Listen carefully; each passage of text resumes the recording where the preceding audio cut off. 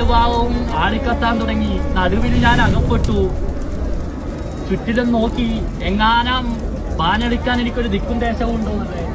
എല്ലാം കത്തി അഗ്നി വിഴുങ്ങിക്കൊണ്ടിരിക്കുമ്പോഴും എന്റെ അരികിലേക്ക് വരുമ്പോൾ കണ്ടു ദൂരെ ഒരു കരുനെല്ലി മരമല്ലേ. അഴകിയതോ ഒരു കരുനെല്ലി മരം, അങ്ങനെ വിശേഷിക്കണം. അഴകിയതോ ഒരു കരുനെല്ലി മരത്തിന്റെ മുകളിലേക്ക് പ്രാണരക്ഷാർത്ഥം ഞാൻ അഭയം പ്രാപിച്ചു. അല്ലേ, അന്ന് എല്ലാ ജീവജാലങ്ങളും കത്തിയമർന്നു. അവശേഷിക്കപ്പെട്ട രണ്ട് നാഗത്താന്മാരല്ലേ, കാളിയനെന്നും കരിവേലിയെന്നും രണ്ട് സർപ്പത്താന്മാര്. ഇതിന്റെ ഘാതകനല്ലേ ഞാനാണെന്ന് കരുതി അവരെന്റെ ഇടത്തെ മാർവിലും വലത്തെ മാർവിലും കെട്ടിക്കൊത്തി വിഷം ചെരിഞ്ഞു. അഗ്നിയിൽ വീണു അഗ്നിപ്രപഞ്ചമായ യോഗം വന്നുപോലെ